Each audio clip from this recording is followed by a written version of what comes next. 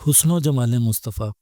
حضور اکرم صلی اللہ علیہ وآلہ وسلم نور مجسم اور سر تا قدم حسن مجسم ہے۔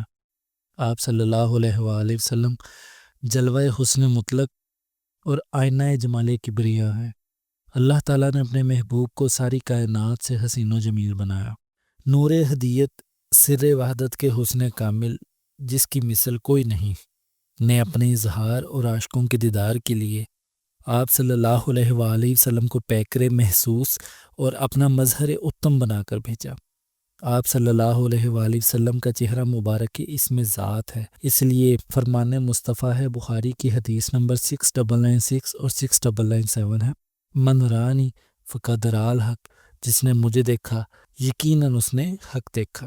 حاجی امداد اللہ مہاجر مکی رحمۃ اللہ علیہ شمائم امدادیہ میں اس حدیث پاک کی شرح بیان کرتے ہوئے فرماتے ہیں، حضور تاجدار کائنات حضرت محمد صلی اللہ علیہ وآلہ وسلم کے اس فرمان کے دو معنی ہو سکتے ہیں۔ ایک یہ کہ جس نے مجھے دیکھا اس نے یقیناً مجھے ہی دیکھا، اس لیے کہ ابلیس لعین میری صورت اختیار نہیں کر سکتا، اور دوسرے یہ کہ جس نے مجھے دیکھا اس نے اللہ رب العزت کو دیکھا۔ آپ صلی اللہ علیہ وآلہ وسلم کے حسن و جمال کو دیکھ کر ہر کوئی مبہوت اور بے خود رہ جاتا۔ حسن اور تناسب اعضاء کے اعتبار سے آپ صلی اللہ علیہ وآلہ وسلم کی خوبصورتی اور رعنائی اپنی مثال آپ تھی۔ حسن یوسف دم عیسیٰ ید بیضا داری، آنچ خوبا ہمہ دارند تو تنہا داری۔ اس کا مفہوم یہ ہے کہ اللہ تعالیٰ نے مختلف انبیاء کرام کو مختلف معجزات اور خوبیاں عطا فرمائیں۔ مثلا حضرت یوسف علیہ السلام کو بے مثال حسن، حضرت عیسیٰ علیہ السلام کو ایک پھونک کے ذریعے بیماروں کو شفا عطا کرنے کی قوت، اور حضرت موسیٰ علیہ السلام کو معجزہ عطا کیا کہ جب وہ اپنے ہاتھ کو بغل میں رکھ کر کچھ دیر بعد باہر نکالتے تو وہ سورج کی طرح چمکتا۔ یہ سب خوبیاں جو ان انبیاء میں علیحدہ علیحدہ موجود تھیں، آپ صلی اللہ علیہ وآلہ وسلم کے مبارک ذات میں سب کی سب جمع ہیں۔ ام المومنین حضرت عائشہ صدیقہ رضی اللہ عنہا فرماتی ہیں،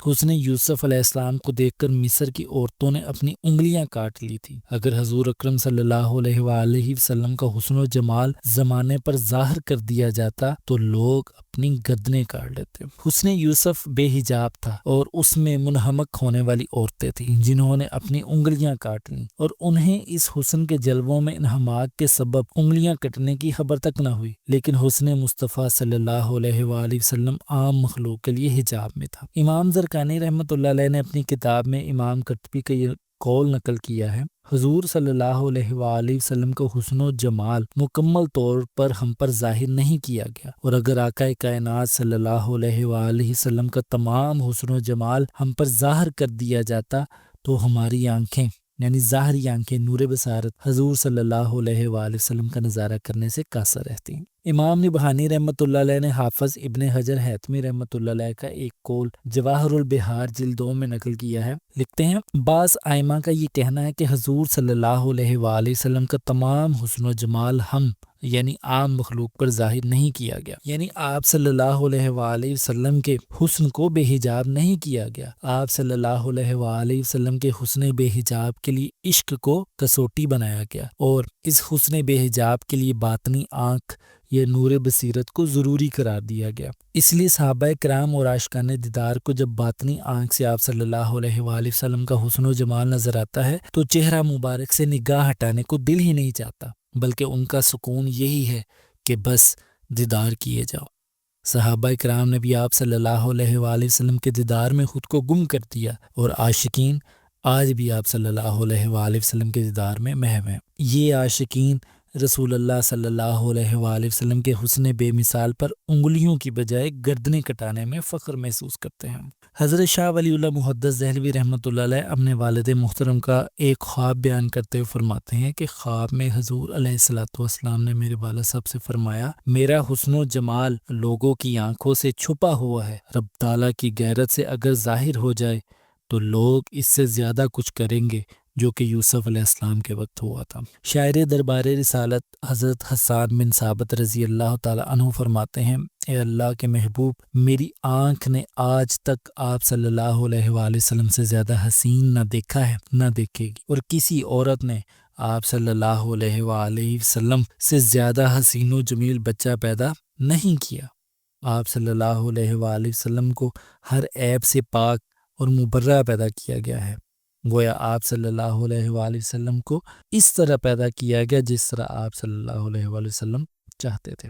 آپ رضی اللہ تعالیٰ عنہ فرماتے ہیں، میں نے حضور اکرم صلی اللہ علیہ وآلہ وسلم کے حسن کی تجلیات کا مشاہدہ کیا تو اپنی ہتھیلی اپنی آنکھوں پر رکھ لی کہ کہیں میں تجلیات کی شدت سے بینائی سے محروم ہی نہ ہو جاؤں۔ بہوالا جواہر البحار جلد دوم۔ اس طرح ابن جوزی روایت کرتے ہیں، حضرت ابو ہریرہ رضی اللہ تعالیٰ عنہ نے فرمایا، میں نے حبیب خدا صلی اللہ علیہ وآلہ وسلم سے زیادہ حسین و جمیل کسی کو نہیں پایا۔ بحقی، ابن جوزی، سیوطی اور امام ابن کثیر کی روایت ہے، حضرت انس بن مالک رضی اللہ تعالیٰ عنہ فرماتے ہیں، نبی اکرم صلی اللہ علیہ وآلہ وسلم یوں معلوم ہوتے گویا کہ چاندی سے ڈھالے گئے ہیں۔ ام المومنین حضرت عائشہ صدیقہ رضی اللہ عنہا سے روایت ہے، حضور اکرم صلی اللہ علیہ وآلہ وسلم سب لوگوں سے زیادہ خوبصورت، حسین و جمیل، چہرہ انور کے لحاظ سے اور رنگت کے اعتبار سے سب سے زیادہ نورانی اور روشن تھے۔ الوفا اور ابن جوزی کی روایت ہے، محمد بن عمار رضی اللہ تعالیٰ عنہ فرماتے ہیں کہ میں نے ربیع بن معوذ رضی اللہ تعالیٰ عنہ سے کہا کہ رسول اکرم صلی اللہ علیہ وآلہ وسلم کا حلیہ مبارک مجھے بیان فرمائیں، تو انہوں نے فرمایا، اے بیٹے،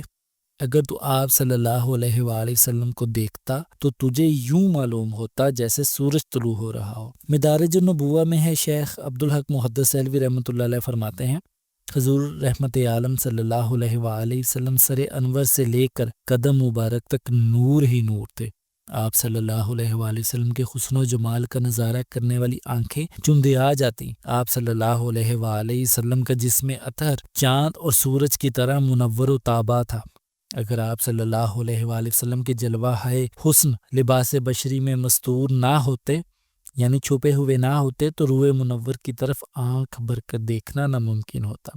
جمع الوسائل میں ملا علی قاری رحمۃ اللہ علیہ فرماتے ہیں، ہمارے نبی اکرم صلی اللہ علیہ وآلہ وسلم کا حسن و جمال اوج کمال پر تھا، لیکن رب کائنات نے حضور صلی اللہ علیہ وآلہ وسلم کے جمال کو صحابہ کرام رضوان اللہ علیہم اجمعین سے مخفی رکھا۔ اگر آپ صلی اللہ علیہ وآلہ وسلم کا جمال پوری آب و تاب کے ساتھ جلوہ افروز ہوتا تو حضور صلی اللہ علیہ وآلہ وسلم کے روح تاباں کی طرف آنکھ اٹھانا بھی مشکل ہو جاتا۔ ترمذی کی حدیث نمبر 3638 ہے، حضرت علی کرم اللہ وجہہ حضور اکرم صلی اللہ علیہ وآلہ وسلم کے حسن و جمال کا تذکرہ کرتے ہوئے فرماتے ہیں، آپ صلی اللہ علیہ وآلہ وسلم قد مبارک میں نہ زیادہ لمبے تھے اور نہ پست قد، بلکہ میانہ قد کے تھے۔ آپ صلی اللہ علیہ وآلہ وسلم کے بال مبارک نہ بالکل پیچدار تھے نہ بالکل سیدھے، بلکہ کچھ گھنگریالے تھے، جس میں اطہر میں فربا پن نہ تھا۔ چہرہ مبارک بالکل گول نہ تھا، بلکہ اس میں تھوڑی سی گولائی تھی۔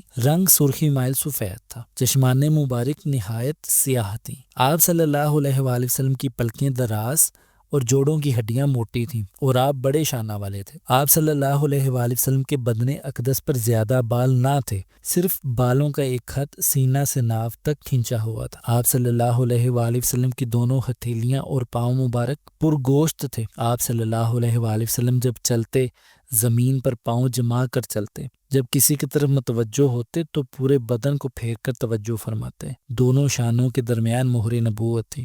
آپ صلی اللہ علیہ وآلہ وسلم خاتم الانبیاء ہیں، سب سے زیادہ سخی اور کھلے دل والے ہیں، یعنی آپ کا سینہ بغض اور حسد سے آئینہ کی مانند پاک اور صاف تھا۔ آپ سب سے سچ بولنے والے، سب سے زیادہ نرم طبیعت والے اور سب سے زیادہ بہتر رہن سہن والے تھے۔ جو آپ صلی اللہ علیہ وآلہ وسلم کو اچانک دیکھتا پہلی نظر میں مرعوب ہو جاتا، جوں جوں قریب آتا آپ صلی اللہ علیہ وآلہ وسلم سے مانوس ہو جاتا اور آپ صلی اللہ علیہ وآلہ وسلم سے محبت کرنے لگتا۔ الغرض آپ صلی اللہ علیہ وآلہ وسلم کا حلیہ بیان کرنے والا یہی کہہ سکتا ہے کہ میں نے آپ صلی اللہ علیہ وآلہ وسلم جیسا پہلے دیکھا نہ بعد میں۔ حسن مصطفیٰ صلی اللہ علیہ وآلہ وسلم کا دل نشین تذکرہ ایک اور مقام پر ایک بدوی صحابیہ حضرت ام معبد رضی اللہ عنہا سے بھی مروی ہے۔ تاجدار کائنات صلی اللہ علیہ وآلہ وسلم نے مکہ معظمہ سے مدینہ منورہ کی طرف ہجرت فرماتے ہوئے ایک ایسے مقام پر قیام فرمایا جہاں ایک پختہ عمر عورت کا خیمہ تھا۔ وہ اکثر مسافروں کی میزبانی کے فرائض بھی سر انجام دیا کرتی تھی۔ جس روز حضور صلی اللہ علیہ وآلہ وسلم کا گزر وہاں سے ہوا، ان کا شوہر ریوڑ چرانے کے لیے باہر گیا ہوا تھا۔ گھر میں صرف ایک لاغر بکری تھی جو ریوڑ کے ساتھ جانے سے قاصر تھی۔ تاجدار کائنات صلی اللہ علیہ وآلہ وسلم نے اس بکری کا دودھ دوہنا شروع کیا۔ آپ صلی اللہ علیہ وآلہ وسلم کے ہاتھوں کے لمس سے معجزتاً اس بکری کے خشک تھنوں میں اتنا دودھ بھر آیا کہ وہاں موجود تمام لوگ سیر ہو گئے، مگر دودھ تھا کہ ختم ہونے کا نام ہی نہ لیتا تھا۔ معبد رضی اللہ تعالی عنہ کا شوہر بکریاں چرانے کے بعد واپس آیا تو گھر میں دودھ سے لبالب برتن دیکھ کر دنگ رہ گیا۔ اس موقع پر معبد نے تاجدار کائنات صلی اللہ علیہ وآلہ وسلم کے حسن و جمال کا جو تذکرہ فرمایا وہ بیان میں اپنی مثال آپ ہے۔ مستدرک کی روایت نمبر 4274 ہے۔ انہوں نے فرمایا، میں نے آج جس شخص کو دیکھا ہے وہ بہت خوبصورت، ہنس مکھ اور روشن چہرے والے تھے۔ ان کا پیٹ موٹا نہیں تھا، نہ گردن اور سر کا پتلا ہونا ان میں نقص پیدا کر رہا تھا۔ ان کی آنکھیں سیاہ اور بڑی بڑی تھیں اور پلکیں لمبی تھیں۔ ان کی آواز گونجدار تھی، گردن بلند تھی، داڑھی گھنی تھی، دونوں ابرو باریک اور ملے ہوئے تھے۔ جب وہ خاموش ہوتے تو پروقار ہوتے اور جب گفتگو فرماتے تو چہرہ اقدس پر نور اور بارونق ہوتا۔ گفتگو گویا موتیوں کی لڑی جس سے موتی جھڑ رہے ہوتے۔ گفتگو واضح ہوتی، نہ بے فائدہ ہوتی، نہ بیہودہ۔ دور سے دیکھنے پر سب سے زیادہ باروب اور جمیل نظر آتے اور قریب سے دیکھیں تو سب سے زیادہ خوبرو اور حسین دکھائی دیتے۔ قد درمیانہ تھا، نہ اتنا طویل کہ آنکھوں کو برا لگے اور نہ اتنا پست کہ آنکھیں معیوب جانیں۔ آپ پھولوں کی پتیوں سے زیادہ تر و تازہ، خوبصورت اور باعزت تھے۔ ان کے ساتھی ان کے صاحبان کی طرح ان کے ساتھ رہتے۔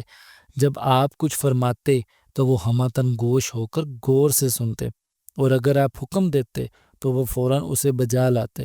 سب آپ کے خادم تھے اور آپ نہ توش رو تھے اور نہ آپ صلی اللہ علیہ وآلہ وسلم کے فرمان کی مخالفت کی جاتی۔ مسلم ابن سعد اور شفاء کی روایت ہے، نبی اکرم صلی اللہ علیہ وآلہ وسلم کے بے مثال حسن و جمال کا ذکر جمیل حضرت عمر بن العاص رضی اللہ تعالی عنہ ان الفاظ میں بیان کرتے ہیں، میرے نزدیک رسول اللہ صلی اللہ علیہ وآلہ وسلم سے بڑھ کر کوئی شخص محبوب نہ تھا اور نہ ہی میری نگاہوں میں کوئی آپ صلی اللہ علیہ وآلہ وسلم سے حسین تر تھا۔ میں حضور رحمت عالم صلی اللہ علیہ وآلہ وسلم کے مقدس چہرہ کو ان کے جلال و جمال کی وجہ سے جی بھر کر دیکھنے کی تاب نہ رکھتا تھا۔ اگر کوئی مجھے آپ صلی اللہ علیہ وآلہ وسلم کے محمد اور محاسن بیان کرنے کے لیے کہتا تو میں کیوں کر ایسا کر سکتا تھا، کیونکہ حضور رحمت عالم صلی اللہ علیہ وآلہ وسلم کے حسن جہاں آرا کی چمک دمک کی وجہ سے آپ کو آنکھ بھر کر دیکھنا میرے لیے ممکن نہ تھا۔ اب یہ حقیقت واضح ہو چکی کہ آپ صلی اللہ علیہ وآلہ وسلم جیسا حسین کل کائنات میں کوئی نہیں، تو آؤ اس حسین سراپا کی بات کریں جس سے مردہ قلوب کو حیات، پیمردہ روحوں کو تازگی و شیفتگی اور بے سکون قلوب کو سکون کی نعمت میسر آتی ہے۔ چہرہ انور ابن جوزی اور وفا کی روایت ہے، حضرت ابوبکر صدیق رضی اللہ تعالیٰ عنہ سے روایت ہے کہ رسول اکرم صلی اللہ علیہ وآلہ وسلم کا چہرہ انور 14ویں کے چاند کے حلقہ اور دائرہ کی مانند تھا۔ الوفا کی روایت ہے، حضرت امام حسن مجتبی رضی اللہ تعالیٰ عنہ حضرت ہند بن ابی حالہ رضی اللہ عنہ سے روایت فرماتے ہیں کہ سرور عالم صلی اللہ علیہ وآلہ وسلم عظیم اور بزرگ تھے، خدا داد، روب اور جلال کے مالک۔ آپ صلی اللہ علیہ وآلہ وسلم کا چہرہ مبارک ایسے چمکتا تھا جیسے کہ 14ویں رات کا چاند۔ الوفا کی روایت ہے، حضرت علی کرم اللہ وجہہ سے مروی ہے کہ حبیب اکرم صلی اللہ علیہ وآلہ وسلم کے چہرے انور میں تدویر اور گلائی تھی 14ویں کے چاند کی طرح۔ ترمذی کی حدیث نمبر 2811 ہے، حضرت جابر بن سمرہ رضی اللہ تعالی عنہ فرماتے ہیں، میں نے ایک انتہائی روشن اور چاندنی رات میں رسول اللہ صلی اللہ علیہ وآلہ وسلم کو دیکھا اور پھر چاند کو دیکھنے لگا کہ دونوں میں سے کون زیادہ حسین ہے۔ اس وقت آپ سرخ جوڑا پہنے ہوئے تھے اور آپ مجھے چاند سے زیادہ حسین نظر آ رہے تھے۔ بخاری کی حدیث نمبر 3551 اور ابو داؤد کی حدیث نمبر 4072 ہے، حضرت براء بن عازب رضی اللہ تعالی عنہ سے مروی ہے، میں نے حضور اکرم صلی اللہ علیہ وآلہ وسلم کو ایک سرخ جوڑے میں دیکھا، میں نے آپ سے بڑھ کر حسین کسی کو نہیں دکھا تھا۔ بخاری کی حدیث نمبر 3552، ترمذی کی حدیث نمبر 3636 اور مسند احمد بن حنبل کی حدیث نمبر 18670 ہے۔ حضرت براء بن عازب رضی اللہ عنہ سے ایک شخص نے دریافت فرمایا کیا حضور اکرم صلی اللہ علیہ وآلہ وسلم کا چہرہ مبارک تلوار کی مانند تھا، یعنی لمبا اور پتلا؟ تو انہوں نے جواب دیا نہیں، بلکہ چاند کی طرح گول اور چمکدار تھا۔ مسند احمد کی حدیث نمبر 21309 اور سلسلۃ الصحیحہ کی حدیث نمبر 3044 ہے۔ حضرت جابر بن سمرہ رضی اللہ تعالی عنہ سے کسی نے پوچھا کہ حضور صلی اللہ علیہ وآلہ وسلم کا چہرہ مبارک تلوار کی مانند تھا؟ تو انہوں نے فرمایا نہیں، بلکہ سورج اور چاند کی طرح روشن تھا اور گلائی لیے ہوئے تھا۔ کسترانی اور بہقی کی روایت ہے، حضرت عائشہ صدیقہ رضی اللہ عنہا فرماتی ہیں جس نے بھی حضور صلی اللہ علیہ وآلہ وسلم کی ثنا کی اس نے چہرہ انور کو 14ویں رات کے چاند سے تشبیہ دی، اور آپ صلی اللہ علیہ وآلہ وسلم کے چہرہ انور پر پسینے کے قطرے موتیوں کی طرح چمکتے تھے۔ مستدرک کی حدیث نمبر 4193 ہے۔ حضرت کعب بن مالک رضی اللہ عنہ بیان فرماتے ہیں جب رسول اللہ صلی اللہ علیہ وآلہ وسلم خوش ہوتے تو آپ کا چہرہ چمک جاتا اور رخ انور ایسے لگتا جیسے چاند کا ٹکڑا ہو۔ بخاری اور المواہب الدنیا کی روایت ہے، حضور اکرم صلی اللہ علیہ وآلہ وسلم کے چہرہ اقدس کو چاند سے تشبیہ دینے کے حوالے سے ابن دہیہ فرماتے ہیں چونکہ چاند اپنے دیکھنے والے کو مانوس کرتا ہے، چاند سے روشنی کا حصول گرمی کے بغیر ہوتا ہے اور اس پر نظر جمانا بھی ممکن ہوتا ہے، بخلاف سورج کے کہ اس کی طرف دیکھنے سے آنکھیں چندیا جاتی ہیں اور کسی چیز کو دیکھنے سے عاجز آ جاتی ہیں۔ تفسیر نعیمی میں سورہ فاتحہ کی تفسیر کرتے ہوئے مولانا احمد یار نعیمی رحمۃ اللہ علیہ فرماتے ہیں حضور اکرم صلی اللہ علیہ وآلہ وسلم کا چہرہ مبارک اس میں ذات ہے۔ اس بات کو مدارج النبوہ میں شیخ عبدالحق محدث دہلوی رحمۃ اللہ علیہ نے یوں بیان فرمایا ہے، حضور اکرم صلی اللہ علیہ وآلہ وسلم کا چہرہ انور رب ذوالجلال کے جمال کا آئینہ ہے اور اللہ تعالیٰ کے انوار و تجلیات کا اس قدر مظہر ہے کہ اس کی کوئی حد نہیں۔ سلطان العارفین حضرت سخی سلطان باہو رحمۃ اللہ علیہ کلیت التوحید کلام میں فرماتے ہیں حضور علیہ الصلوۃ والسلام کے چہرہ مبارک کے دیدار سے تمام مطالب حاصل ہوتے ہیں اور غرق فنا فی اللہ کی حضوری حاصل ہوتی ہے۔ نور الہدیٰ کلام میں آپ فرماتے ہیں جس کو چہرہ مصطفیٰ صلی اللہ علیہ وآلہ وسلم کی زیارت نصیب ہو جائے عالم وہ عارف اور صاحب قرب الہ ہو جاتا ہے۔ سر اقدس مسند احمد کی حدیث نمبر 1300 ہے۔ حضرت علی المرتضیٰ کرم اللہ وجہہ فرماتے ہیں رسول اکرم صلی اللہ علیہ وآلہ وسلم کا سر اقدس موزونیت کے ساتھ بڑا تھا۔ ترمذی کی حدیث نمبر 3637 ہے۔ حضرت علی کرم اللہ وجہہ فرماتے ہیں رسول اکرم صلی اللہ علیہ وآلہ وسلم بڑے سر اور موٹے یعنی مضبوط جوڑوں والے تھے۔ ترمذی، سیوطی، بہقی، ابن حبان اور مسند احمد کی روایت ہے۔ حضرت امام حسن رضی اللہ عنہ روایت فرماتے ہیں کہ حضور اکرم صلی اللہ علیہ وآلہ وسلم کا سر مبارک اعتدال کے ساتھ بڑا تھا۔ سر کا غیر معمولی چھوٹا یا بڑا ہونا انسانی شخصیت کے ظاہری حسن کو عیبدار بناتا ہے، جبکہ اعتدال اور موزونیت کے ساتھ سر کا بڑا ہونا قابل ستائش ہوتا ہے اور وقار و رعنائی، عقل و دانش، فہم و بصیرت اور دماغی قوا کے کامل ہونے کی علامت کے علاوہ معرفت اور کمالات کے لیے معین و مددگار بھی ہوتا ہے۔ منہ مبارک حضور نبی اکرم صلی اللہ علیہ وآلہ وسلم کے سر انور پر مبارک بال نہایت حسین اور جاذب نظر تھے، جیسے ریشم کے سیاہ لچھے، نہ بالکل سیدھے اور نہ پوری طرح گھنگرے آلے، بلکہ نیم خمدار جیسے ہلال عید، اور ان میں بھی اعتدال، توازن اور تناسب کا حسین امتزاج تھا۔ ترمذی، بہقی اور ابن عساکر کی روایت ہے۔ حضرت علی کرم اللہ وجہہ فرماتے ہیں حضور اکرم صلی اللہ علیہ وآلہ وسلم کے منہ مبارک نہایت حسین و جمیل تھے۔ الوفا اور ابن جوزی کی روایت ہے۔ حضرت امام حسن رضی اللہ تعالی عنہ حضرت ہند بن ابی حالہ رضی اللہ عنہ سے روایت فرماتے ہیں حضور اکرم صلی اللہ علیہ وآلہ وسلم کے بال مبارک درمیانے گھنگرے آلے تھے، جب ان میں کنگھی کی جاتی تو الگ الگ ہو جاتے، کنڈل سیدھے ہو جاتے اور کندھوں تک یا ان کے قریب جا پہنچتے، اور اگر کنگھی نہ کی جاتی تو اکٹھے اور حلقہ دار ہو جاتے، پھر کانوں سے نیچے نہیں جاتے تھے۔ مسلم کی حدیث نمبر 6067 اور مسند احمد کی حدیث نمبر 12409 ہے۔ حضرت انس بن مالک رضی اللہ عنہ فرماتے ہیں رسول اکرم صلی اللہ علیہ وآلہ وسلم کی زلفیں نہ تو مکمل طور پر خمدار تھیں اور نہ بالکل سیدھی اکڑی ہوئی، بلکہ درمیانہ نوعیت کی تھی۔ مستدرک کی حدیث نمبر 4199 ہے، حضرت انس بن مالک رضی اللہ عنہ فرماتے ہیں رسول اللہ صلی اللہ علیہ وآلہ وسلم نے پیشانی کے بالوں کو بغیر مانگ کے لٹکائے رکھا جب تک اللہ نے چاہا، پھر اس کے بعد آپ نے مانگ نکال لی۔ ترمذی کی حدیث نمبر 1755، ابو داؤد کی حدیث نمبر 4187 اور ابن ماجہ کی حدیث نمبر 3635 ہے۔ حضرت عائشہ صدیقہ رضی اللہ تعالیٰ عنہ سے روایت ہے رسول اللہ صلی اللہ علیہ وآلہ وسلم کے بال جمع سے کم اور وفرا سے زیادہ تھے، یعنی کانوں اور کندھوں کے درمیان تھے۔ مسلم کی حدیث نمبر 6065 ہے، حضرت براء بن عازب رضی اللہ تعالیٰ عنہ فرماتے ہیں میں نے کسی دراز زلفوں والے شخص کو سرخ جوڑے میں رسول اللہ صلی اللہ علیہ وآلہ وسلم سے بڑھ کر حسین نہیں دیکھا، آپ کے بال کندھوں کو چھوتے تھے۔ منہ مبارک کے بارے میں روایت کے مختلف ہونے کی وجہ یہ ہے کہ جس کو محبوب کی جو بھی ادا پسند آ گئی وہی اسے بھا گئی، وہی ادا اسے تمام اداؤں سے زیادہ محبوب لگی اور اس نے اسے ہی بیان کر دیا۔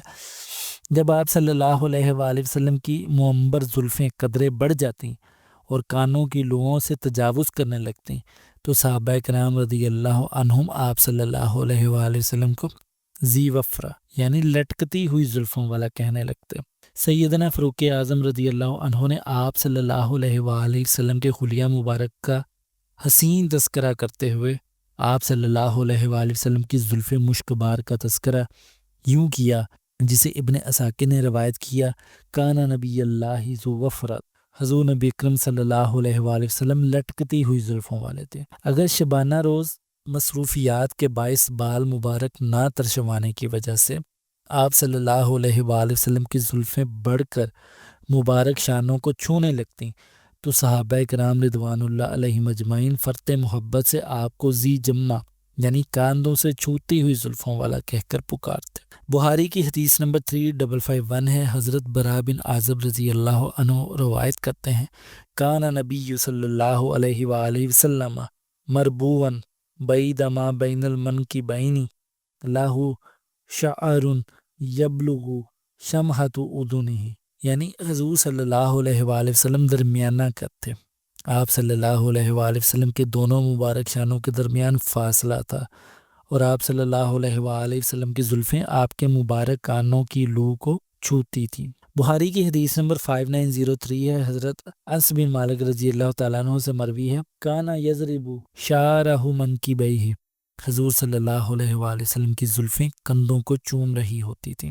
ابن جوزی، ابن حبان اور خطیب بغدادی کی روایت ہے آپ صلی اللہ علیہ وآلہ وسلم کے آرائش گیسو کے بارے میں حضرت عبداللہ بن عباس رضی اللہ عنہ فرماتے ہیں حضور صلی اللہ علیہ وآلہ وسلم بال مبارک بغیر مانگ نکالے پیچھے ہٹا دیتے تھے جیسے کہ اہل کتاب کرتے تھے۔ بعد ازاں آپ صلی اللہ علیہ وآلہ وسلم نے مانگ نکال لی جس طرح اہل عرب مانگ نکالا کرتے تھے۔ الوفا کی روایت ہے، حضرت انس بن مالک رضی اللہ عنہ سے مروی ہے سرور دو عالم صلی اللہ علیہ وآلہ وسلم نے کچھ عرصہ بغیر مانگ نکالے بال پیچھے کی طرف سنوارے اور اس کے بعد مانگ نکالی۔ ترمذی کی حدیث نمبر 1781 اور مسند احمد کی حدیث نمبر 27428 ہے، حضرت ام ہانی رضی اللہ عنہا سے مروی ہے حضور اکرم صلی اللہ علیہ وآلہ وسلم مکہ مکرمہ تشریف لائے تو آپ صلی اللہ علیہ وآلہ وسلم کے بال مبارک 4 حصوں میں تقسیم کر کے گندے ہوئے تھے۔ انہی سے روایت ہے کہ جب آپ صلی اللہ علیہ وآلہ وسلم مکہ مکرمہ تشریف لائے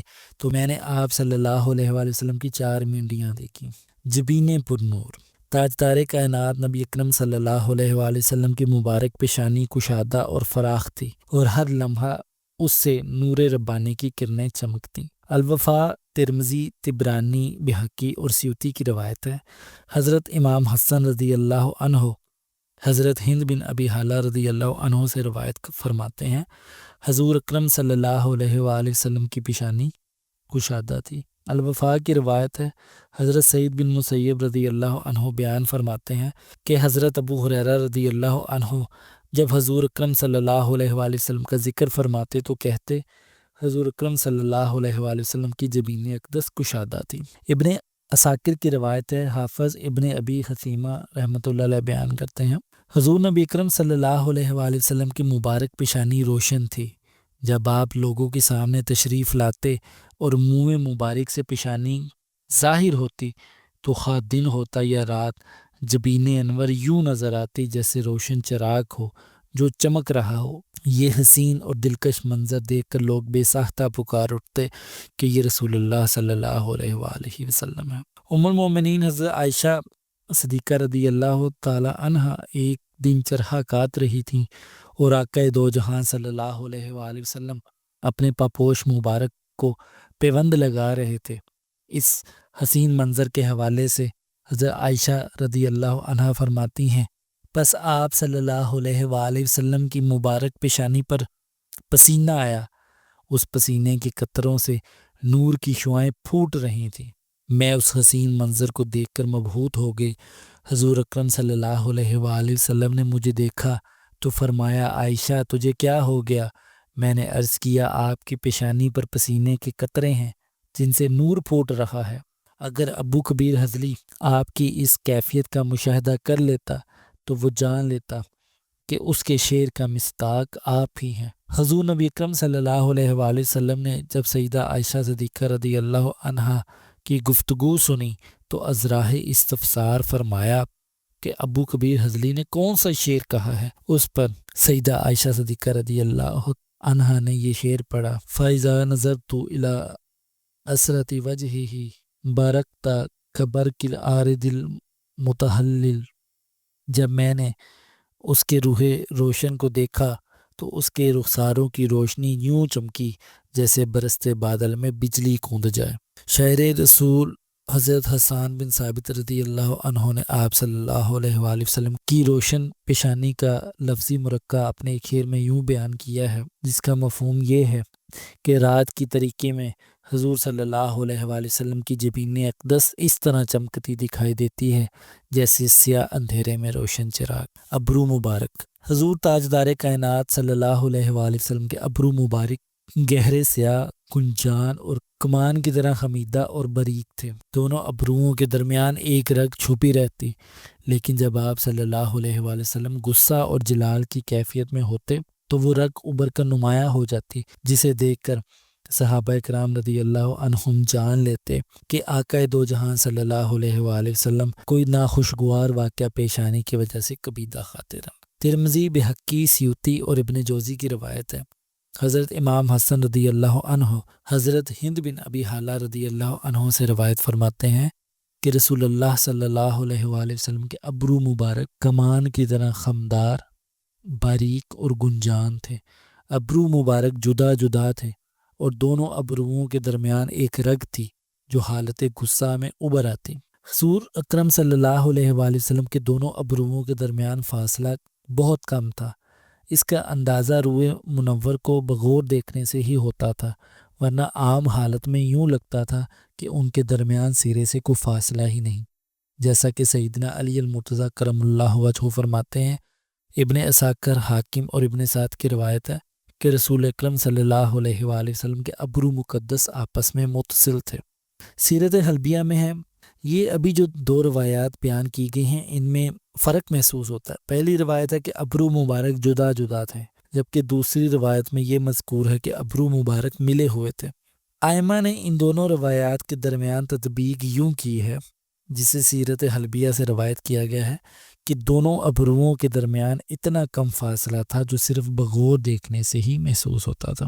چشمان مبارک۔ آپ صلی اللہ علیہ وآلہ وسلم کی مبارک آنکھیں پرکشش، جاذب نظر اور حسن و زیبائی کا بے مثال مرکب تھیں۔ صحابہ کرام رضی اللہ عنہم بیان کرتے ہیں کہ آقا دو جہاں صلی اللہ علیہ وآلہ وسلم کی مبارک آنکھیں خوب سیاہ، کشادہ، خوبصورت اور پرکشش تھیں۔ حضرت علی کرم اللہ وجہہ سے مروی ہے کہ رسول اکرم صلی اللہ علیہ وآلہ وسلم کی آنکھیں کشادہ اور سیاہ تھیں۔ حضور نبی اکرم صلی اللہ علیہ وآلہ وسلم کی چشمان مقدسہ کی پلکیں گہری، سیاہ، دراز اور گھنی تھیں۔ حضرت ابو ہریرہ رضی اللہ تعالیٰ عنہ سے مروی ہے آپ صلی اللہ علیہ وآلہ وسلم کی چشمان مقدسہ کی پلکیں نہایت دراز تھیں۔ اسے روایت کیا گیا ہے طبقات ابن سعد سے۔ قافلہ ہجرت ام معبد رضی اللہ عنہا کے پڑاؤ پر پہنچا تو وہ حسن مصطفیٰ صلی اللہ علیہ وآلہ وسلم کو دیکھ کر تصویر حیرت بن گئیں۔ حسن مصطفیٰ کی منظر کشی کرتے ہوئے وہ فرماتی ہیں، حضور صلی اللہ علیہ وآلہ وسلم کی پلکیں دراز تھیں۔ آپ صلی اللہ علیہ وآلہ وسلم کی آنکھوں کے اندر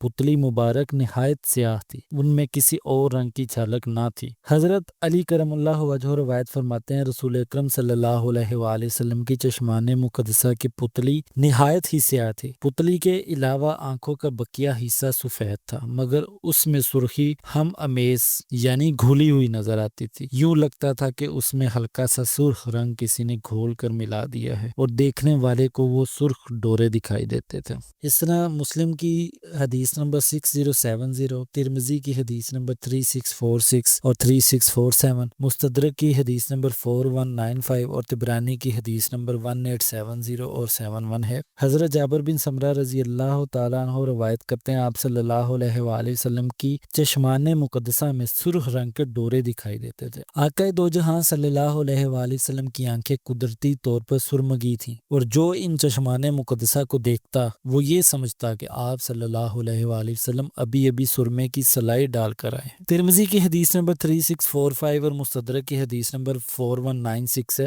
حضرت جابر بن سمرہ رضی اللہ عنہ سے مروی ہے، میں جب بھی آقا پاک صلی اللہ علیہ وآلہ وسلم کے چشمان مقدسہ کا نظارہ کرتا تو ان میں سرما لگا ہونے کا گمان ہوتا، حالانکہ حضور صلی اللہ علیہ وآلہ وسلم نے اس وقت سرما نہ لگایا ہوتا۔ ترمذی کی روایت ہے حضور نبی اکرم صلی اللہ علیہ وآلہ وسلم کی خوبصورت آنکھیں بہت حیادار تھیں۔ صحابہ فرماتے ہیں کہ ہم نے کبھی بھی حضور صلی اللہ علیہ وآلہ وسلم کو کسی کی طرف آنکھ بھر کر تکتے ہوئے نہ دیکھا، بلکہ آپ صلی اللہ علیہ وآلہ وسلم کی مبارک آنکھیں غایت درجہ شرم و حیا کی وجہ سے زمین کی طرف جھکی رہتی تھیں۔ حضور صلی اللہ علیہ وآلہ وسلم کو اکثر گوشہ چشم سے دیکھنے کی عادت تھی، جب کبھی کسی طرف دیکھتے تو آنکھ تھوڑی اوپر اٹھاتے اور اسی سے دیکھ لیتے۔ آپ صلی اللہ علیہ وآلہ وسلم کی اس ادائے محبوبانہ کا ذکر روایات میں یوں مذکور ہے، آپ صلی اللہ علیہ وآلہ وسلم کی نظر پاک اکثر جھکی رہتی اور آسمان کی نسبت زمین کی طرف زیادہ رہتی۔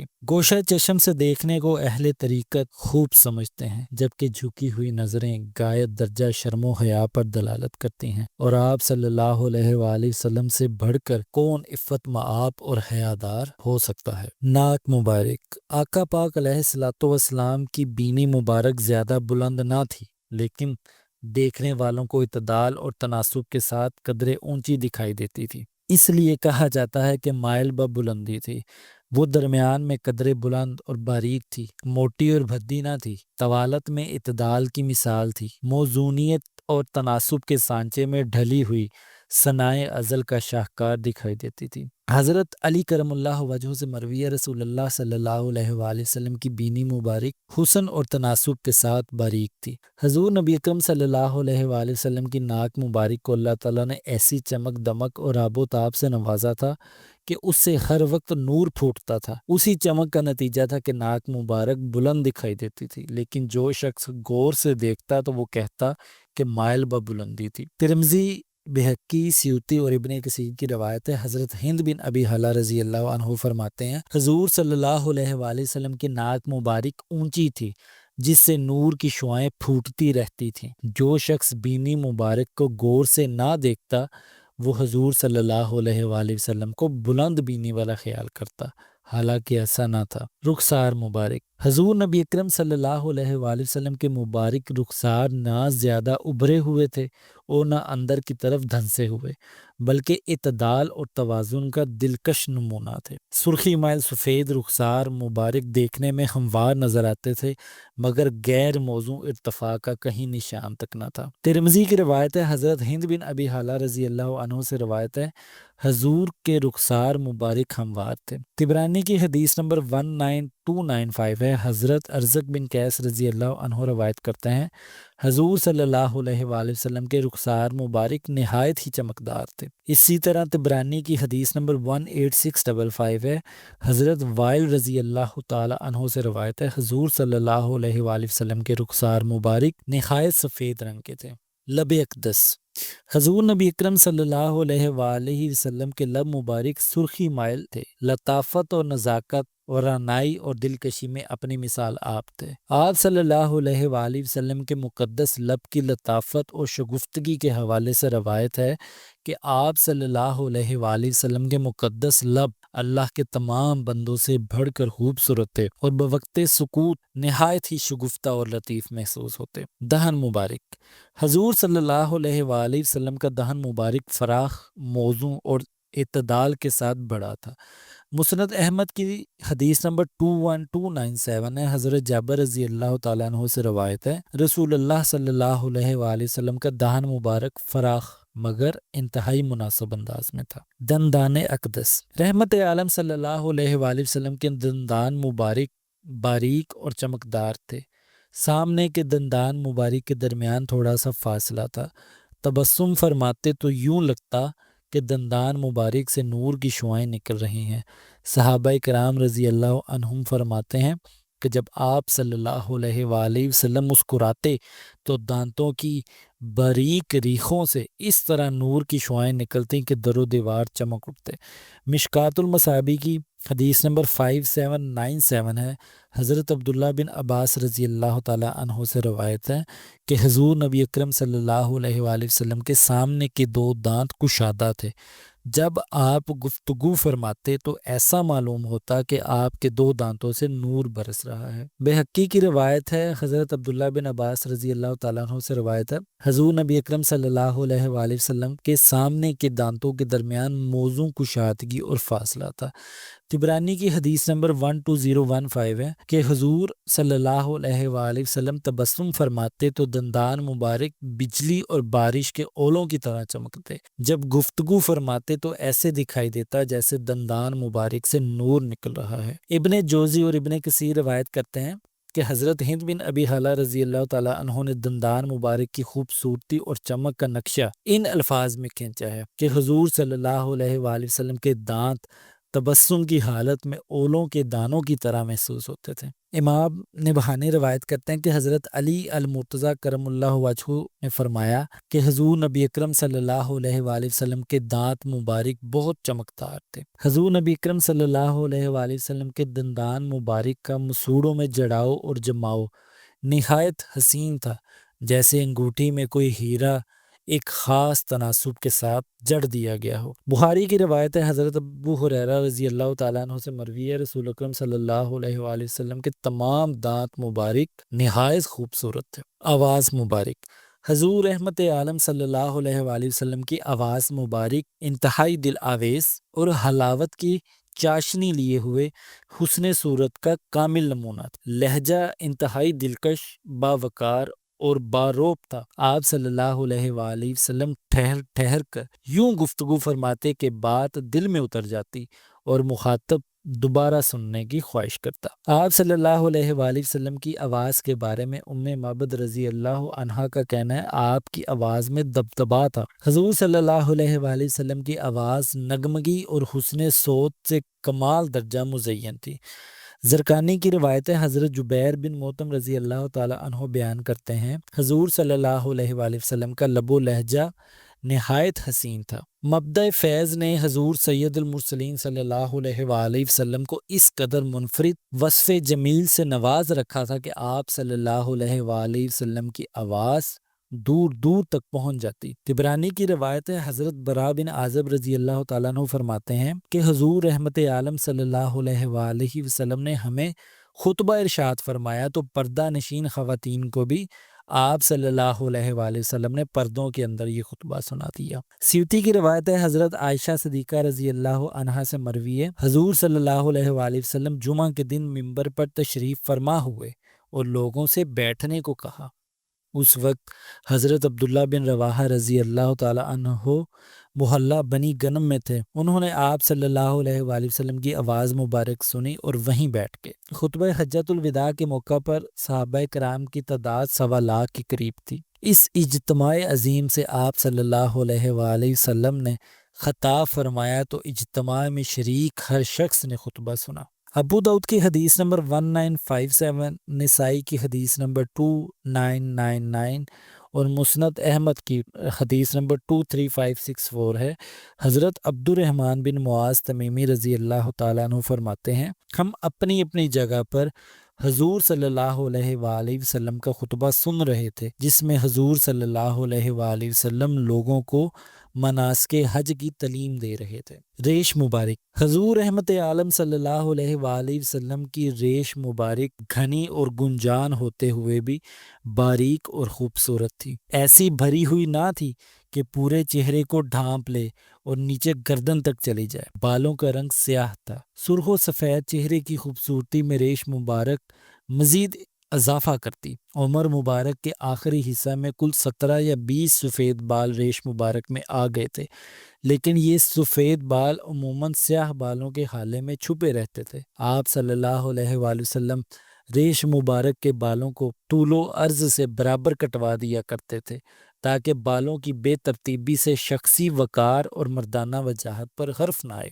مسند احمد کی حدیث نمبر 947 ہے۔ حضرت علی کرم اللہ وجہہ سے مروی ہے، حضور صلی اللہ علیہ وآلہ وسلم اعتدال کے ساتھ بڑے سر اور گھنی داڑھی والے تھے۔ بہقی، ابن سعد اور سیوطی کی روایت ہے، حضرت ابو ہریرہ رضی اللہ تعالیٰ عنہ سے مروی ہے کہ حضور صلی اللہ علیہ وآلہ وسلم کی ریش مبارک سیاہ رنگ کی تھی۔ مستدرک کی حدیث نمبر 4274 ہے۔ حضرت ام معبد رضی اللہ تعالیٰ عنہ، جنہیں سفر ہجرت میں والی کونین صلی اللہ علیہ وآلہ وسلم کی میزبانی کا شرف لازوال حاصل ہوا، اپنے تاثرات ان الفاظ میں بیان کرتی ہیں: حضور صلی اللہ علیہ وآلہ وسلم کی ریش اقدس گھنی تھی۔ مستدرک کی حدیث نمبر 4194 ہے۔ حضرت علی کرم اللہ وجہہ بیان فرماتے ہیں، حضور صلی اللہ علیہ وآلہ وسلم کے سر مبارک اور داڑھی مبارک کے بال گھنے تھے۔ نسائی کی حدیث نمبر 5234، حضرت براء بن عازب رضی اللہ تعالیٰ عنہ فرماتے ہیں، آپ صلی اللہ علیہ وآلہ وسلم کی داڑھی مبارک گھنی تھی۔ ابن عساکر بیان کرتے ہیں، حضرت سعید بن مسیب رضی اللہ تعالیٰ عنہ سے روایت ہے کہ حضرت ابو ہریرہ رضی اللہ تعالیٰ عنہ حضور صلی اللہ علیہ وآلہ وسلم کی تعریف میں یوں گویا ہوئے کہ ریش مبارک سیاہ، بال مبارک خوبصورت اور ریش مبارک دونوں طرف سے برابر تھی۔ مستدرک کی حدیث نمبر 4204 ہے۔ حضرت عروہ رضی اللہ تعالیٰ عنہ نے ام المومنین حضرت عائشہ رضی اللہ عنہا سے پوچھا، کیا رسول اللہ صلی اللہ علیہ وآلہ وسلم کے بال سفید تھے؟ انہوں نے فرمایا، اللہ تعالیٰ نے ان کو بالوں کی سفیدی کے عیب سے محفوظ رکھا تھا۔ مستدرک کی حدیث نمبر 4205 ہے۔ حضرت انس رضی اللہ تعالیٰ عنہ سے پوچھا گیا کہ نبی اکرم صلی اللہ علیہ وآلہ وسلم کے کتنے بال سفید تھے؟ آپ نے فرمایا، اللہ تعالیٰ نے آپ صلی اللہ علیہ وآلہ وسلم کو بالوں کی سفیدی کے عیب سے محفوظ رکھا تھا۔ عمر مبارک میں اضافہ کے ساتھ ریش مبارک کے کچھ بالوں میں سفیدی آ گئی تھی۔ بخاری کی حدیث نمبر 3545 ہے۔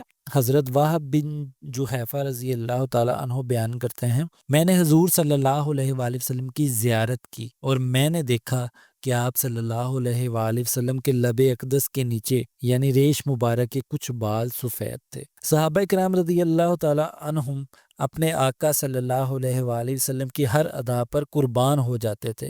حیات مقدسہ کی ایک ایک ادا اور حسن و جمال کے ایک ایک حصہ کا ریکارڈ رکھا جا رہا تھا۔ بخاری کی حدیث نمبر 3548 ہے۔ حضرت انس رضی اللہ تعالیٰ عنہ سے روایت ہے، حضور صلی اللہ علیہ وآلہ وسلم کی ریش مبارک اور سر مبارک میں سفید بالوں کی تعداد 20 سے زائد نہ تھی۔ حضور نبی اکرم صلی اللہ علیہ وآلہ وسلم کی ریش مبارک میں لب اقدس کے نیچے اور گوشت مبارک کے ساتھ گنتی کے چند بال سفید تھے، جنہیں خضاب لگانے کی کبھی ضرورت ہی محسوس نہ ہوئی۔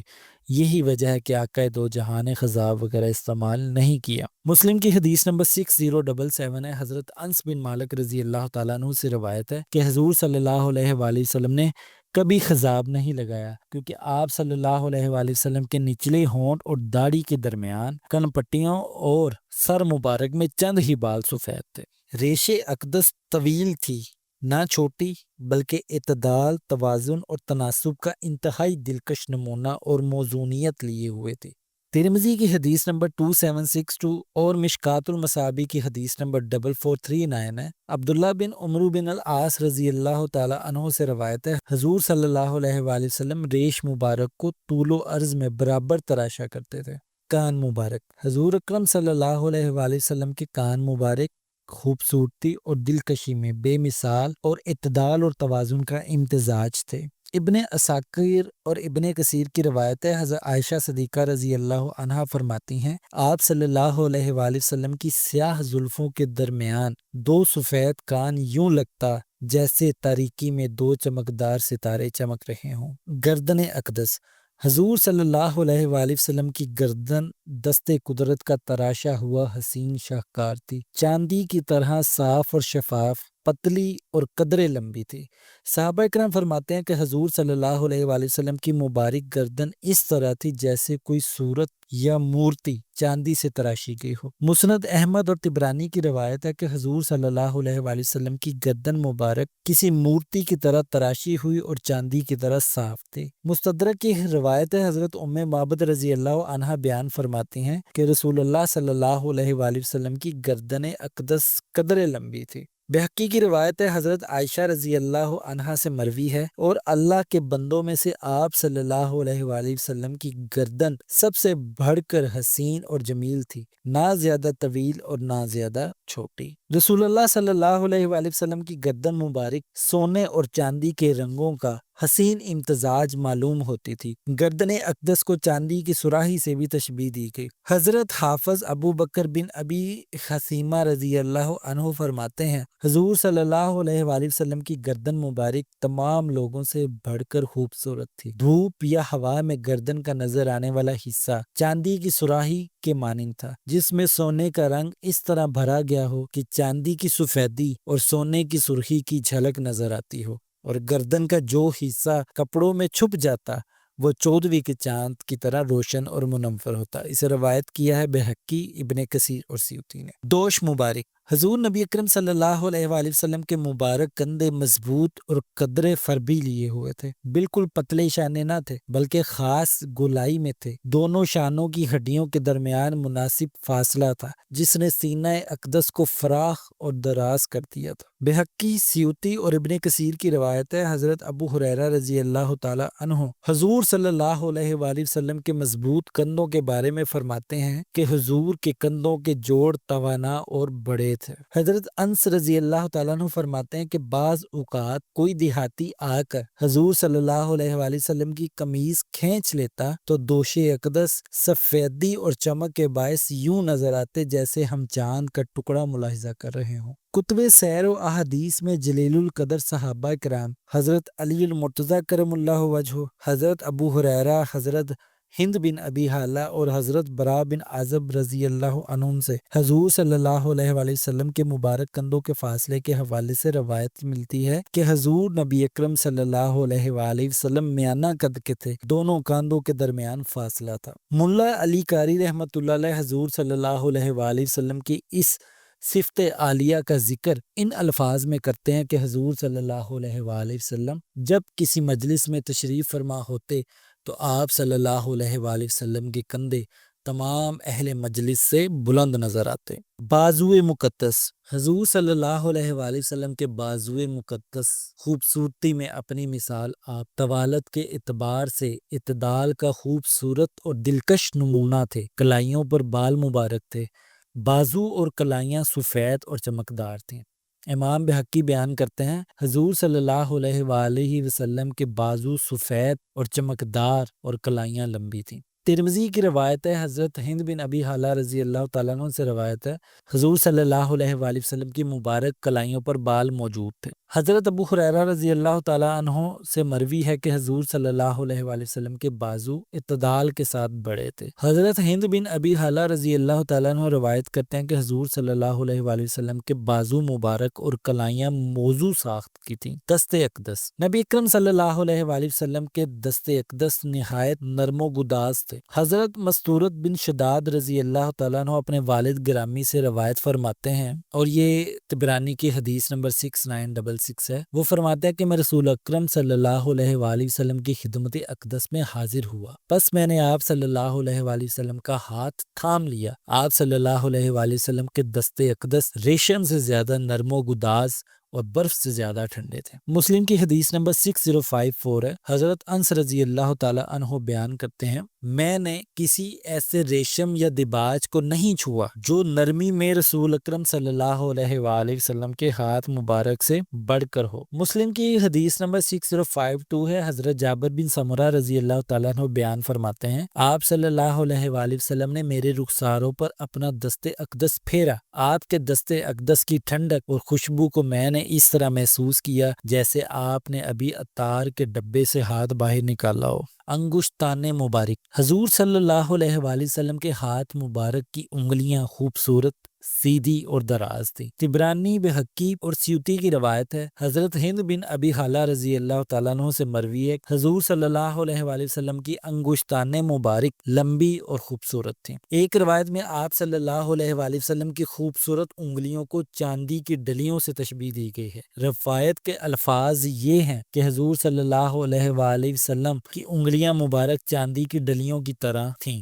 ہتھیلیاں مبارک، حضور نبی اکرم صلی اللہ علیہ وآلہ وسلم کی مقدس اور نورانی ہتھیلیاں کشادہ اور پرگوشت تھیں۔ اس بارے میں متعدد روایات ہیں۔ طبرانی، بہقی، سیوطی اور ابن جوزی کی روایت ہے، حضرت ہند بن ابی حالہ رضی اللہ تعالیٰ عنہ روایت کرتے ہیں کہ حضور صلی اللہ علیہ وآلہ وسلم کی ہتھیلیاں فراخ تھیں۔ طبرانی کی حدیث نمبر 21908 ہے، حضرت ماریہ رضی اللہ تعالیٰ عنہ فرماتی ہیں میں نے حضور صلی اللہ علیہ وآلہ وسلم کی ہتھیلی سے زیادہ نرم کوئی شے نہیں دیکھی۔ بخاری کی حدیث نمبر 5907 میں حضرت انس رضی اللہ تعالیٰ عنہ سے مروی ہے کہ حضور صلی اللہ علیہ وآلہ وسلم کی ہتھیلیاں کشادہ تھیں۔ بخاری کی حدیث نمبر 5910 میں حضرت انس رضی اللہ تعالیٰ عنہ سے مروی ہے کہ حضور صلی اللہ علیہ وآلہ وسلم کی ہتھیلیاں اور پاؤں مبارک بھرے ہوئے تھے۔ مسند احمد کی حدیث نمبر 684، 947 اور 1300 میں حضرت علی کرم اللہ وجہ روایت فرماتے ہیں کہ نبی کریم صلی اللہ علیہ وآلہ وسلم کی ہتھیلیاں اور پاؤں مبارک بھرے ہوئے تھے۔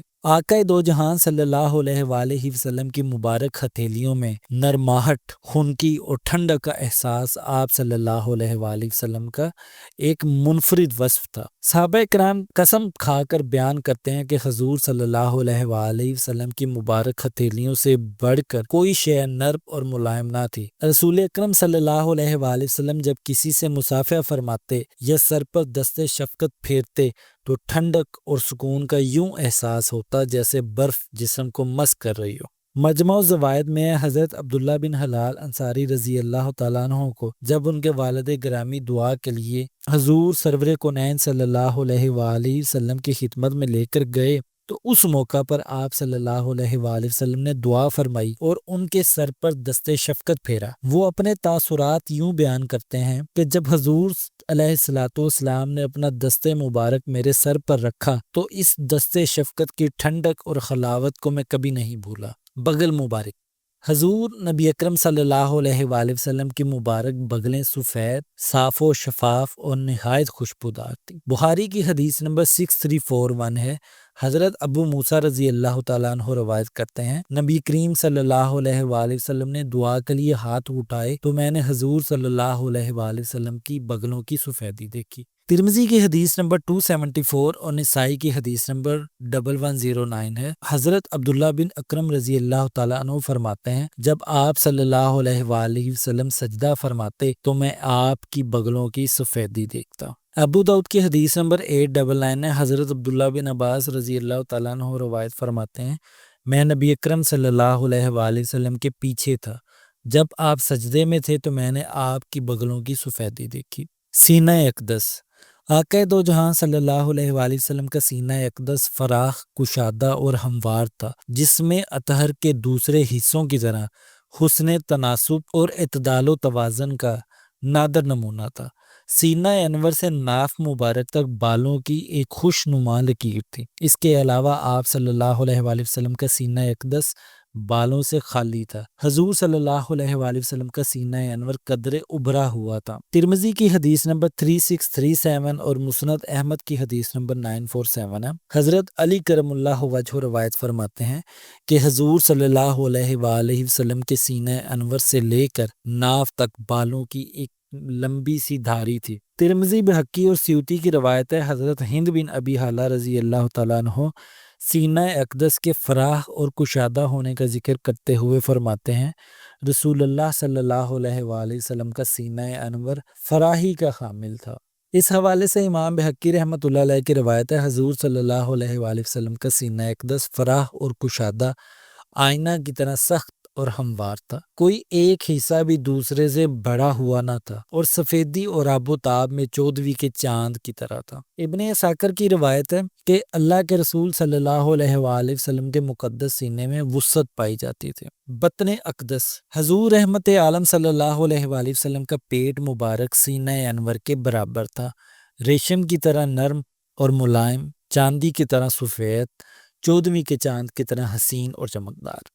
حضرت ام معبد رضی اللہ عنہا جنہیں دوران ہجرت آپ صلی اللہ علیہ وآلہ وسلم کی میزبانی کا شرف لازوال حاصل ہوا، فرماتی ہیں حضور صلی اللہ علیہ وآلہ وسلم کا شکم مبارک نہ تو بہت بڑا ہوا تھا اور نہ بالکل ہی پتلا۔ ان سے مروی روایت کے الفاظ ہیں کہ حضور صلی اللہ علیہ وآلہ وسلم پیٹ کے بڑا ہونے کے عیب سے پاک تھے۔ ترمذی، بہقی اور سیوطی کی روایت ہے حضرت ہند بن ابی حالہ رضی اللہ عنہ روایت کرتے ہیں اللہ کے رسول صلی اللہ علیہ وآلہ وسلم کا شکم مبارک اور سینہ انور برابر تھے۔ کنز العمال کی حدیث نمبر 18622 ہے حضرت ام ہانی رضی اللہ تعالیٰ عنہ تاجدار کائنات حضور رحمت عالم صلی اللہ علیہ وآلہ وسلم کے شکم اطہر کا ذکر کرتے ہوئے فرماتی ہیں میں نے حضور صلی اللہ علیہ وآلہ وسلم کے بطن اقدس کو ہمیشہ اسی حالت میں دیکھا کہ وہ یوں محسوس ہوتا جیسے کاغذ تہ در تہ رکھے ہوں۔ سینہ انور سے ناف تک آنے والی بالوں کی باریک لکیر کے علاوہ شکم مبارک پر بال نہ تھے۔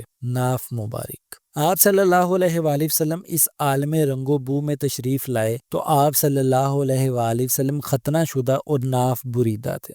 قاضی ایاز رحمۃ اللہ علیہ نے الشفاء میں ایک روایت نقل کی ہے بے شک حضور علیہ السلام ختنہ شدہ اور ناف بریدہ پیدا ہوئے۔ سیدنا عبداللہ بن عباس رضی اللہ تعالیٰ عنہ اپنے والد گرامی سے روایت فرماتے ہیں کہ رسول اللہ صلی اللہ علیہ وآلہ وسلم ختنہ شدہ اور ناف بریدہ پیدا ہوئے تو آپ صلی اللہ علیہ وآلہ وسلم کے جد امجد حضرت عبد المطلب اس پر متعجب ہوئے اور فرمایا میرا یہ بیٹا یقیناً عظیم شان کا مالک ہوگا۔ ابن حبان اور المستدرک کی روایت ہے حضرت عبداللہ بن عمر رضی اللہ تعالیٰ عنہ فرماتے ہیں نبی اکرم صلی اللہ علیہ وآلہ وسلم ختنہ شدہ اور ناف بریدہ پیدا ہوئے۔ پشت مبارک، حضور رحمت عالم صلی اللہ علیہ وآلہ وسلم کی پشت مبارک کشادہ اور خوبصورتی اور دلکشی میں اپنی مثال آپ تھی۔ دونوں مقدس کندھوں کے درمیان مہر نبوت تھی۔ مسند احمد کی حدیث نمبر 15597 ہے حضرت محرش بن عبداللہ رضی اللہ تعالیٰ عنہ روایت کرتے ہیں آقا نامدار صلی اللہ علیہ وآلہ وسلم جارانہ سے رات کے وقت عمرہ کی نیت سے نکلے، عمرہ کیا اور رات کو ہی وہاں سے واپس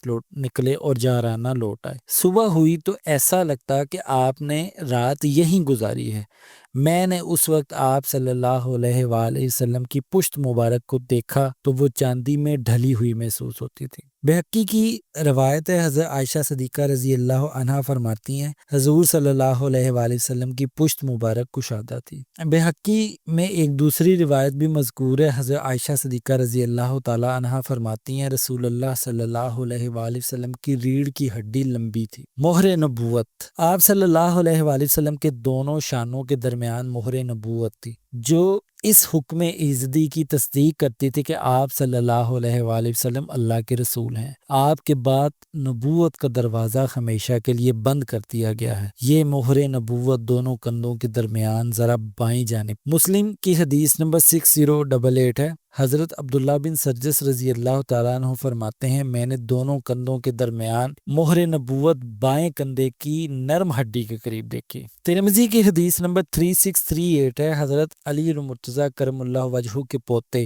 حضرت ابراہیم بن محمد کہتے ہیں کہ حضرت علی کرم اللہ وجہہ حضور نبی اکرم صلی اللہ علیہ وآلہ وسلم کی صفات بیان فرماتے تو کہتے کہ آپ صلی اللہ علیہ وآلہ وسلم کے دونوں شانوں کے درمیان مہر نبوت تھی۔ اور آپ صلی اللہ علیہ وآلہ وسلم خاتم النبیین ہیں۔ مہر نبوت خوشبوؤں کا مرکز تھی۔ حضرت جابر رضی اللہ عنہ فرماتے ہیں پس میں نے مہر نبوت اپنے منہ کے قریب کی تو اس کی دل نواز مہک مجھ پر غالب آ رہی تھی۔ صحابہ کرام نے حضور صلی اللہ علیہ وآلہ وسلم کی مہر نبوت کی حیت اور شکل و صورت کا ذکر مختلف تشبیہات سے کیا ہے۔ کسی نے کبوتر کے انڈے سے، کسی نے گوشت کے ٹکڑے سے اور کسی نے بالوں کے گچھے سے مہر نبوت کو تشبیہ دی ہے۔ یہاں اس امر کی وضاحت ضروری ہے کہ تشبیہ ہر شخص کے اپنے ذوق کی آئینہ دار ہوتی ہے۔ ترمذی کی حدیث نمبر 3644 ہے۔ حضرت جابر بن سمرہ رضی اللہ تعالیٰ عنہ روایت کرتے ہیں کہ رسول اللہ صلی اللہ علیہ وآلہ وسلم کے دونوں مبارک شانوں کے درمیان مہر نبوت تھی جو کبوتر کے انڈے کی مقدار سرخ ابھرا ہوا گوشت کا ٹکڑا تھا۔ مسند احمد کی حدیث نمبر 21012 اور 23277 ہے۔ حضرت ابو زید انصاری رضی اللہ تعالیٰ عنہ نے اس مہر نبوت کو بالوں کے گچھے جیسا کہا۔ ایک مرتبہ رسول اللہ صلی اللہ علیہ وآلہ وسلم نے انہیں اپنی پشت مبارک پر مالش کرنے کی سعادت بخشی تو اس موقع پر انہوں نے مہر اقدس کا مشاہدہ کیا۔ حضرت البا بن احمر نے عمرو بن احدب سے اس مہر نبوت کی کیفیت دریافت کی تو انہوں نے فرمایا کہ آپ صلی اللہ علیہ وآلہ وسلم کے مبارک کندھوں کے درمیان چند بالوں کا مجموعہ تھا۔ مسند احمد کی حدیث نمبر 11679 ہے۔ گیاس بکری رضی اللہ تعالیٰ عنہ کہتے ہیں ہم لوگ مدینہ میں حضرت ابو سعید خدری رضی اللہ تعالیٰ عنہ کی خدمت کی مجلس میں شریک ہوتے تھے۔ میں نے ایک مرتبہ ان سے رسول اللہ صلی اللہ علیہ وآلہ وسلم کی مہر نبوت جو دو کندھوں کے درمیان تھی کے متعلق دریافت کیا تو انہوں نے اپنی شہادت کی انگلی سے اشارہ کر کے فرمایا کہ نبی کریم صلی اللہ علیہ وآلہ وسلم کے دونوں کندھوں کے درمیان گوشت کا اتنا بڑا ابھرا ہوا ٹکڑا تھا۔ قد مبارک حضور صلی اللہ علیہ وآلہ وسلم کا قد مبارک بھی حسن تناسب کا اعلیٰ ترین نمونہ تھا۔ عالم تنہائی میں ہوتے تو دیکھنے والے کو محسوس ہوتا کہ سرور کائنات حضور رحمت عالم صلی اللہ علیہ وآلہ وسلم میانہ قد کے مالک ہیں، اور اگر لوگوں میں کھڑے ہوتے تو حضور صلی اللہ علیہ وآلہ وسلم سب سے بلند، نمایاں اور ممتاز دکھائی دیتے۔ حضرت ام معبد رضی اللہ عنہا اپنے تاثرات یوں بیان کرتی ہیں حضور صلی اللہ علیہ وآلہ وسلم کا قد نہایت خوبصورت میانہ تھا، نہ ایسا طویل کہ دیکھنے والے کو پسند نہ آئے اور نہ ایسا پست کہ حقیر دکھائی دے۔ دو شاہوں کے درمیان تر و تازہ شگفتہ شاہ کی مانند تھا، اور آپ صلی اللہ علیہ وآلہ وسلم دیکھنے میں تینوں میں سب سے زیادہ بارونق اور قد کے اعتبار سے حسین دکھائی دے رہے تھے۔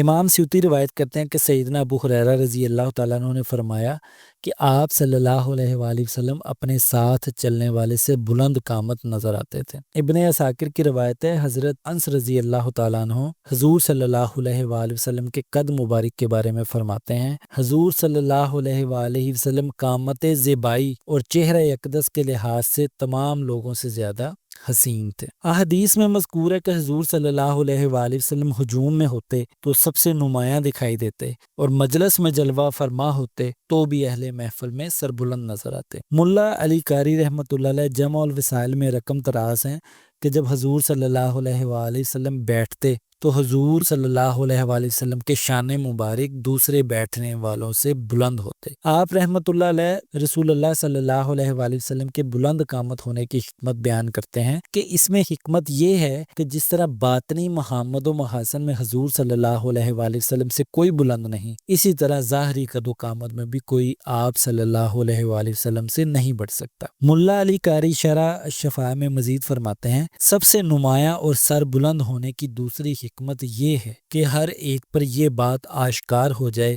کہ اللہ رب العزت کے ہاں ظاہری و باطنی احوال میں رسول کائنات صلی اللہ علیہ وآلہ وسلم سے بڑھ کر کوئی افضل نہیں۔ امام حفاجی رحمۃ اللہ علیہ نسیم الریاض میں لکھتے ہیں حضور صلی اللہ علیہ وآلہ وسلم کا قد انور زیادہ طویل پیدا نہیں کیا گیا کیونکہ حد سے زیادہ طویل ہونا اعتدال کے منافی ہے اور قابل تعریف نہیں۔ ہاں اس کے باوجود اللہ رب العزت نے دیکھنے والی آنکھوں میں یہ بات پیدا کر دی تھی کہ حضور صلی اللہ علیہ وآلہ وسلم سب سے بلند قامت نظر آتے تھے۔ اللہ نے یہ خصوصیت اس لیے عطا کی تھی کہ کوئی قد کے لحاظ سے بھی حضور صلی اللہ علیہ وآلہ وسلم سے بلند دکھائی نہ دے اور آپ صلی اللہ علیہ وآلہ وسلم کی تعظیم میں اضافہ ہو۔ یہی وجہ ہے کہ جب یہ ضرورت نہ رہتی یعنی جب آپ تنہائی میں ہوتے تو حضور صلی اللہ علیہ وآلہ وسلم اسی کمال پر دکھائی دیتے جس پر آپ کی تخلیق ہوئی تھی۔ امام زرقانی رحمۃ اللہ علیہ شرح المواہب الدنیا میں فرماتے ہیں اللہ تعالیٰ چاہتا تو حضور صلی اللہ علیہ وآلہ وسلم کے قد انور کو طویل پیدا فرما دیتا، لیکن رب قادر نے حضور صلی اللہ علیہ وآلہ وسلم کو میانہ قد ہی عطا فرمایا۔ البتہ یہ آپ صلی اللہ علیہ وآلہ وسلم کا اعجاز تھا کہ دیکھنے والے محسوس کرتے کہ آپ صلی اللہ علیہ وآلہ وسلم سب سے سربلند ہیں اور کوئی آپ صلی اللہ علیہ وآلہ وسلم کی نظیر نہیں۔ ہجوم یا محفل میں حضور صلی اللہ علیہ وآلہ وسلم لوگوں کی نظروں میں تو بلند دکھائی دیتے، لیکن اس حال میں بھی حضور صلی اللہ علیہ وآلہ وسلم کا جسم اطہر اصل حلقت پر یعنی میانہ ہی رہتا۔ بس حضور صلی اللہ علیہ وآلہ وسلم کی رفت معنوی کو اللہ رب العزت نے دیکھنے والے کی آنکھ میں رفت حسی بنا دیا تھا، اور ایسا اس لیے تھا تاکہ یہ واضح ہو جائے کہ جس طرح معنوی اور باطنی لحاظ سے آپ صلی اللہ علیہ وآلہ وسلم سے زیادہ کوئی بلند نہیں، اسی طرح ظاہر میں بھی آپ صلی اللہ علیہ وآلہ وسلم سے کوئی بڑھ نہیں سکتا۔ تذکرہ حسن مصطفیٰ یہاں اختتام پذیر ہوا، لیکن سچ تو یہ ہے کہ حسن و جمال کو بیان نہیں کیا جا سکتا۔ حسن و جمال دیکھنے سے ہی سمجھ میں آ سکتا ہے۔ حسن دید ہے، تحریر نہیں، اس لیے عاشق تحریر کے نہیں دید کے قائل ہیں، اور عاشق آج بھی آپ صلی اللہ علیہ وآلہ وسلم کے حسن و جمال کے دیدار سے لذت پاتے ہیں، اور آپ صلی اللہ علیہ وآلہ وسلم کے حسن و جمال کا دیدار ہی ان کی روح کی غذا ہے۔ اس حقیقت کو اہل ہوا کیا جانے اور کیا سمجھیں۔